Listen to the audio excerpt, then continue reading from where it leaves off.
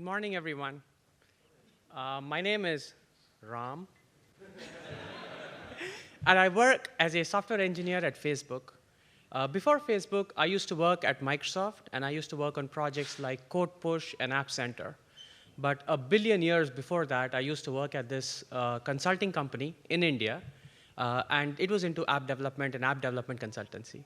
As a part of this consultancy gig, I had just come to the US, and I was working with a client. And it was an app, it was a simple app, and like 2 or 3 days in, one of my coworkers comes and says this. Sorry for the language, I know you don't expect this early in the morning. Neither was I. I mean, honestly, English is not my first language, and I had just started to understand American slang, so I didn't quite really understand what this meant. I didn't know how to react, but then I remembered, you know, when people comment on GitHub issues with language like this, the contributors simply ignore them, right? I used that same mechanism, and it kind of worked. So my coworker saw what I was doing, and he basically retracted and said, Ram, your app is horrible. But jokes apart, let's all be nice to each other, because that way we can go attack the computer problem and not fight each other. So he comes and says, Ram, your app is horrible. And I was like, wait a minute, it's not really my app because I got here like 2 days ago. So like, fine, the React Native app is horrible. And I was like, wait, why is it horrible? The app accounts for almost 70% of our revenue. People are using it. What do you mean it's horrible? And he was like, it's slow. And it only took him like 2 seconds and a couple of misinformed articles to go from the React Native app is slow to React Native is slow. I mean, really, is React Native slow? I could kind of feel his conviction dwindling because we all know that React Native is used by Facebook for a lot of their public-facing apps. It's also used by large companies like Amazon and Microsoft to power their own applications. And a ton of other companies, small, big, startups, games, a lot of them actually use React Native in production. If you listened to Lorenzo's talk yesterday, he probably showed the numbers of how many React Native apps are out there. So React Native is not really slow, but you know what? We're all developers. Let's actually try and investigate what this is. So instead of just saying React Native is slow, we decided that React Native is a part of our app, and let's investigate our app. Now, the app is slow wasn't technically a right statement because we had 0 instrumentation, 0 testing. So we didn't really know if it was really slow. What he really meant was the app feels slow. Now, feelings are good. I respect his feelings. And feelings are the way intuition is born. It's the way hypothesis is born, right? So the app feels slow, but let's dig a little bit deeper. What is the app? The app itself is a big collection of things. So when I tried to understand from him what this meant, what he really meant was the app start was slow, the animations were slow, and the scroll performance was slow. So I was like, OK, that's a good starting point. Let's start ticking them off one by one. So let's start with app start. Now, I want to do a live demo here. So a quick, any suggestions on what app I should pick up? I obviously cannot pick up the app that I was consulting on because it was proprietary, and it was like a million years ago on an old phone. So any suggestions on what app we should pick up? Mattermost. We did that yesterday. Chain React. OK, so let's pick up the Chain React app. So I'm going to bring up my terminal here, and I'm also going to bring up my there you go. And I'm also going to bring up my emulator. The screen is a little bit blurry, which is weird, but anyway. So I just cloned my stuff, and let me start up and do an install. And when I thought of doing that, I realized that I probably don't want to do it. So you know what? Let's just play pretend. Like my 4-year daughter says, let's play pretend, and let's pretend that the app is already installed. So the app is already installed, and what we mean by a startup time effectively is taking a timer in your hand, starting the timer when the app starts up, and ending the timer as soon as all the content is drawn. This is typically the definition of an app start, from app launch all the way to the time the content is drawn. Now, that's a good approximation, but here's the reality. We can't sit with a timer every single time we want to measure this, right? So let's try and see how we can automate this. If you think we should do it on Android, can you give me a shout out? How many of you think that we should do it on Android? Shout if you think it's on. OK. If you think we should do it on iOS, remain silent. OK. So Android was clearly louder, so let's do Android. So whenever you create a new React Native application, you have this main class. This is the class where your app starts up. It's called onCreate. And what you could do is you could insert a statement here that says, as soon as the app starts up, start measuring stuff. That's a good approximation for starting the scenario. But how does what does ending of app start really mean? That can get a little bit tricky because content drawn for different apps is different. So one thing we could do is we could come up with a component called content done, and that content done's mount would sort of signify when my entire application start is complete. Now this is good, but again, this is only an approximation, primarily because component did mount does not necessarily mean that the view has been laid out on the screen. We want when the view appears on the screen. I mean, the user doesn't really care about component did update or component did mount, right? So maybe we should try a view.onLayout. We could, but then this is also not accurate because one, React Native is asynchronous, and secondly, onLayout happens after the fact.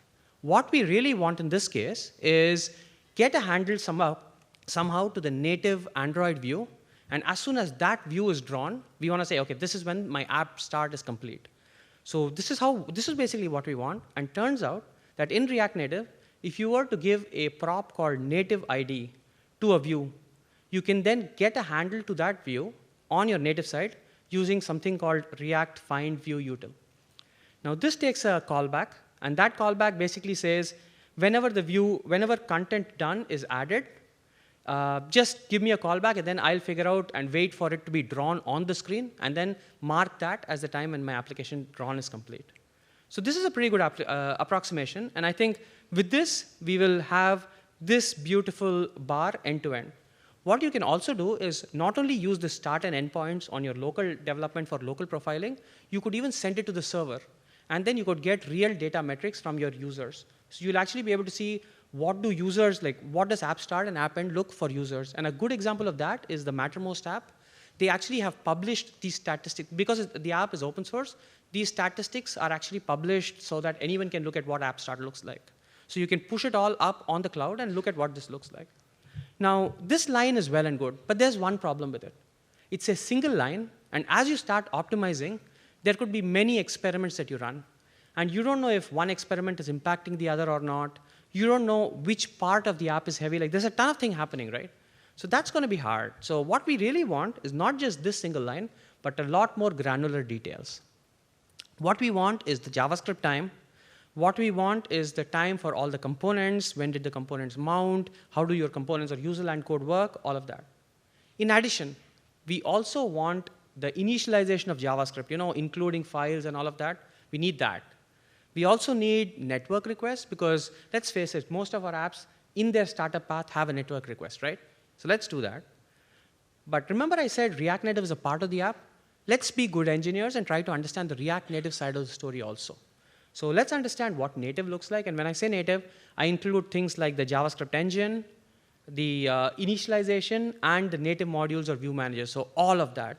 So this is the kind of information that I want to get. And hopefully, I can use this information to profile my app locally and also get information like this and send it up to my server to get real-world analytics. So this is where we're going to look at. And let's start from the beginning. So let's start from the native application. And how does native look? So how do you instrument native code? Now, I'm a web engineer. I had no idea. So what I did was basically go back to what people do. I went ahead and Googled for it. And I looked for React Native performance setting up instrumentation. Oh, looks like I can't even type on a pretend live demo. But there you go. So the first link that you see, which is not super clear because of AV issues, is it's the actual official documentation. So you should read that. I should also read it someday. But let's click on the second link, which is a blog. Now this blog author hasn't really done a good job writing the blog. So I had to take down a lot of notes. But here's the good thing. There was code snippets. And guess what? In college, I majored in copy-paste code. So I picked up the JavaScript code. So there are two files here. There's a JavaScript file and a Java file, and I picked up both of them, and I effectively started like copy pasting and putting it into my. There were also instructions, so like that was enough. I mean, I didn't even have to read the entire blog post. So there it is. What that code said effectively was use this concept of a React marker. What the React marker does is whenever React Native comes across something that's interesting, it'll do a callback, or as the Java folks call it, listener, I guess, I don't know. But it does a listener or a callback. And in that, you can actually find out all the interesting points in the life cycle of your React Native application. So you just add that to a map or something and then send it up to the server. What kind of points exist here? Well, if you open up your browser again, and then go to this file called React. Let me open up the browser. I'm furiously typing. Go to this page called React Marker Constants.java, and that's a long list of all the kind of interesting things that you can get. Now, let me make the font a little bit bigger, and I'm doing it, honestly. So, and this is a long list of all the things that, that React Native pretty much logs. Some of the things like when did the React Instance Manager start up, or how many native modules started up, when did they start up, when did your JavaScript VM start up, when did it start reading the JavaScript bundles, all of that is actually available there. So if you just add that React marker, you'll be able to extract all of that information and send it up to your server or look at it locally. Now that was the init part. The next part is, so what does init mean in native, right? So initializing JavaScript is basically the phase where JavaScript is kicked off. Now, by kicking off, I mean the part where you give React all the context so that it can get started, and then you save an instance of the React, you save the React instance in what is called a React Instance Manager. It effectively is just a funny way of saying, get a handle to the bridge and create the React Native bridge. That's what it is. Now, here are some interesting optimizations you can do right away. Let's say your app is, how many of you here have a brownfield app or an app where React Native is embedded inside a native app? Many of you, right? So here's what you could do. There is no reason to wait for React Native to start up till the first page of React Native is showing up. Last half, I changed React Instance Manager so that it can be run on any thread. And this way, you can actually start the React instance on a background thread, even before you get to React Native. And that way, the whole init part is actually taken care of. It like pretty much goes away from your app startup. But Emily Janzer on the React Native team asked an even fundamental question. Didn't we all say that with Fabric and with Turbo modules, the bridge is going to go away? So if the bridge is going to go away, do we really need React Instance Manager? And she has an excellent talk coming up that deals with this exact subject at React Native EU later this year. And I would highly recommend looking at that talk also. So with all of this, we looked at init. And let's look at the next segment, which is native modules. Almost all of us here, when we are using a React Native app, we add like native modules and view managers. You remember that command that says React Native link and then your name, your view manager name or native module name? All of us have that. And thanks to React Native's tooling, it actually generates a file like this.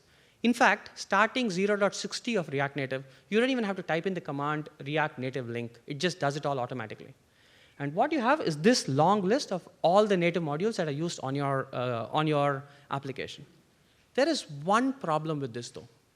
All of these are actually constructed at app startup time. So for things like the keychain package, which is heavy on crypto, you probably won't even use it till like checkout or something. Yet it actually eats up significantly inside the app startup time because the constructor is called. And that isn't the best.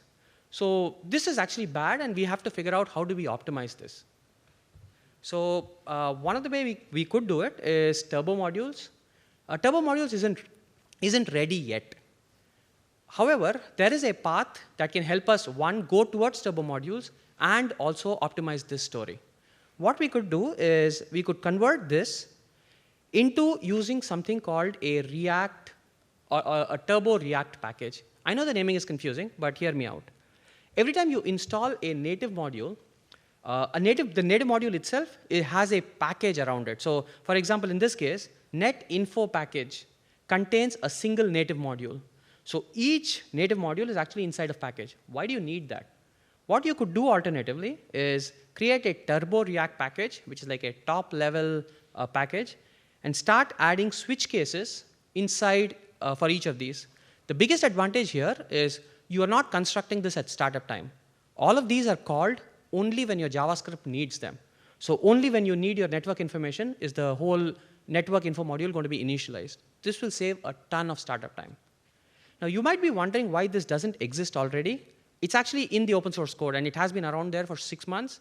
It's just that I was too lazy to document it. And I was like, who reads documentation anyway? So my team decided to send me over here and talk about it instead, and here I am. So the only trick is, you might be wondering, why do we really need to construct all of these, right? The only reason we needed it was to get information about the package.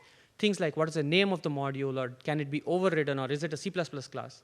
Information that's 99% similar for all modules. So what you have to do is you also have to create a method called getReactModuleInfoProvider. And this doesn't have to happen at startup, or this doesn't have to happen at runtime.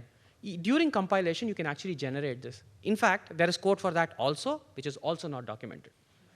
It's called React Spec Processor.java, which is supposed to run as a preprocessor. We don't run it yet, but there are 2 ways to do it today. One is I pray to the community to come help us fix it. Like, just help us run React preprocessor with the Gradle script. But the other alternative is just do it by hand. Rather than running the preprocessor, you could take a look at this package called Core Modules Package that actually does exactly this. It's all handwritten, and it says, hey, this is how it should work. That's a good example to get started. And I also wrote a blog post about this to show how this can actually work. So that was pretty much about native modules. And if you were to pick up this kind of an optimization, you would be able to shrink the native module startup time pretty significantly. So we looked at native modules. We looked at the init part. Now let's look at the JavaScript engine.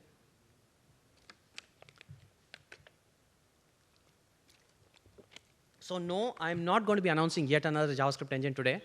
I think 2 JavaScript engines in a week is plenty. This is also not a JavaScript framework, so it doesn't have to come out every day. So no big announcements, unfortunately. I'm sorry. As far as the JavaScript JavaScript engine is concerned, let's look at what it does today. So I'm going to be brave and dive into the pretend live demo. And what I'm going to do is start minimizing my PowerPoint slides. And then, yes, Clippy, it is a live demo, but don't worry, it is pretend, and you are in a video, so don't worry, nothing bad is going to happen. And for the people who can't read it, effectively what I'm doing is starting up the Chain React app, or at least pretending to. But here's the Chain React app, and today what happens is, if you open up any application, open up the dev menu, and click on this option called Start Stop Profiler, little red box. Yeah, the start and stop profiler on Android doesn't work. Maybe it works on iOS. Let's see. So let me open up the iOS app and start up my application and open up the dev menu. And let's see if we can profile on iOS. Open up the dev menu, click on Start systrace, and this should work. No, it doesn't. Thank you, Clippy, for reminding me and rubbing it in. But jokes apart, I think the reality is, yes, we are aware that profiling is kind of broken both on iOS and Android. And that's unfortunate because there have been many iterations. But here's the good news. We are actually working on fixing it. And till our fix comes in, there is actually a way to fix this or get this information on iOS. You might be wondering why I've been opening Safari in the previous demos. Safari is that browser which people typically use to download Chrome, if you remember. So yeah, the only reason I'm opening Safari is because Safari is actually good, and Safari can come in handy here. Open up your iOS application, click on that develop menu, simulator, and you can actually connect to the React Native context. If you click on timeline and hit on profile, you can actually profile it like you were profiling it in Chrome. This pretty much connects today to the JSC instance running on your iPhone, and it starts giving you samples. So this is a sampling profile that exists today. Again, nothing comes for free, and unfortunately, there's a catch with this. The catch is, the video is a little bit blurry, but the catch here is this is not symbolicated. The source maps don't work. So all you can see is index.android.bundle, line number 27,300. Like, that's the kind of information you get. There is a way to fix it. Community, I ask you to help us here.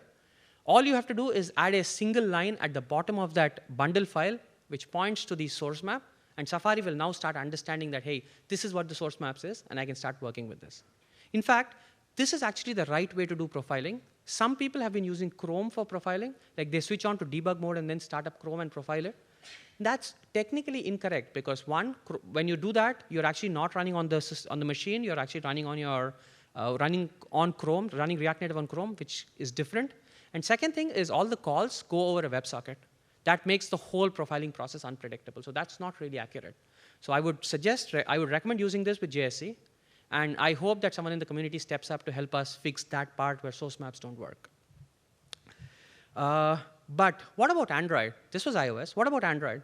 Guess what? You have Hermes for Android.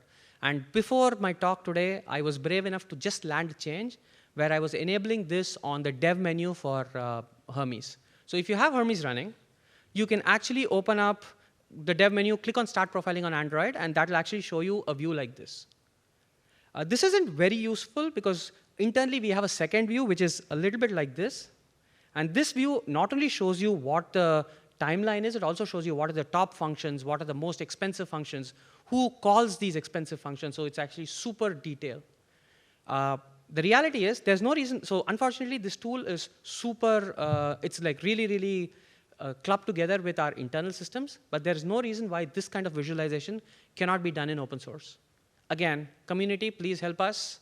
Help us get some sort of visualization for the Hermes profiler in open source also. I know I've appealed like thrice, but these are actually important things. And if you do this, a lot of people will be really thankful. OK, so that was the JavaScript engine side of the world.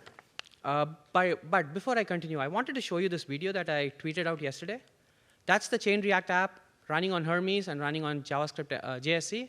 I'm going to leave it up to you to guess which one was Hermes and which was JSC.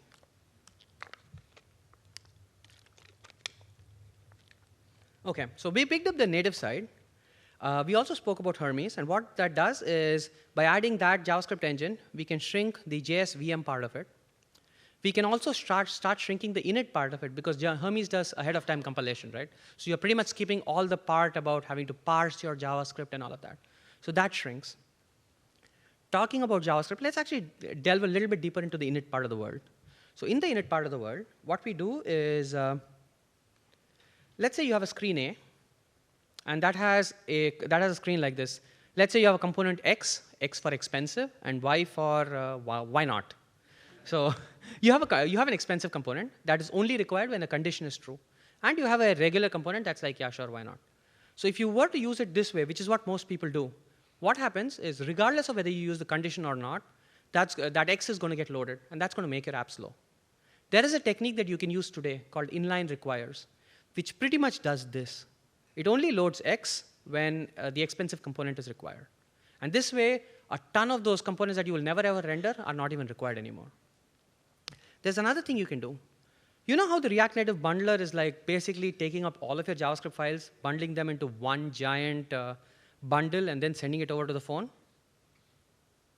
The problem with this approach is it pretty much like captures a whole bundle, and you read the whole bundle, which is expensive. Instead, there's a concept in React Native today called RAM bundling. It's not RAM bundling, RAM as in random access module. RAM bundling, which splits this into multiple parts so that you can only load the JavaScript files that you're actually working with. So this works wonders on iOS, because iOS reading from the disk and parsing the whole file is expensive. Enabling it is pretty simple. In the Metro config, you basically say, hey, I want to enable RAM bundling. And then you say, hey, these are the bundles I want to preload, and these are the bundles I want to work with. And this way, you'll be able to get RAM bundling for free today. Now, let's assume that you were able to do all of these changes. What that would mean is your init time is significantly improved. Talking about JavaScript, let's also look at components. There's no simple, so you had JavaScript profiling that you saw, but how do you profile your components, right? So let's say you have a component of your own. What you could do is come up with a component called trace, which pretty much says, hey, there's a trace on the top and trace at the bottom. And you say, hey, this is the start and stop of what my component looks like. Once you have this data, again, start sending it to the server, and you'll exactly know how does individual components stack up. By doing this, you'll be able to say, OK, these are the expensive components, and I want to render them later. Finally, you can also use React DevTools. So if you just say npx React DevTools, it starts up React DevTools. What you can then do is, I opened up the DevTools. You don't even have to install it. Once I open up the DevTools, I can connect to my DevTools, go to the Profiler tab,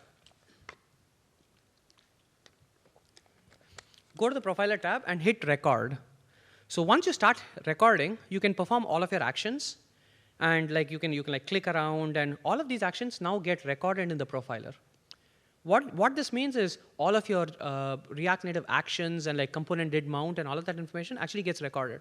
And you get this nice little view where you can like jump between different commits, jump between like what's happening and get a flame chart and understand which components are expensive or not. The difference between this and the JavaScript compiler is that this is a lot more React specific. Like it talks about React lifecycles, while the JavaScript is like generic JavaScript execution. So hopefully by doing all of this, your components are smaller, your components are a lot more faster, and we're already starting to see an improvement in startup time. The final thing we did not look at is network. Now, I'm not a network engineer, so optimize your server code, I guess, but apart from sending like smaller payloads, here are some of the things you can do. So Spencer on the React Native team came up with this brilliant idea. What he did was, as you send the network, also get some mock data. And by mock data, I mean, instead of a profile picture, have a square. And start rendering that. What that will do is, the structure of your application will be rendered before your network is ready.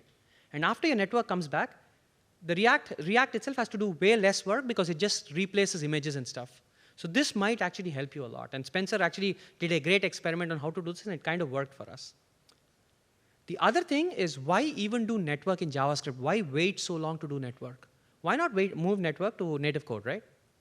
So this is another option. A lot of people are scared to write network code, but there's no reason why you should wait. Like Apollo, for example, has Java libraries. Run those Java libraries, save your data, and then by the time JavaScript is ready, just pick it up and give it to JavaScript, right? So that way your entire network time is reduced. Like this was a big improvement that I saw on the Mattermost app. Like Mattermost app needs freshness, and it needs to make that network request. But if I was able to move it to native, that will tremendously speed us up. Now, what does this mean? If you remember how we started, the app start was almost double, right? Like we were able to make the app start much better.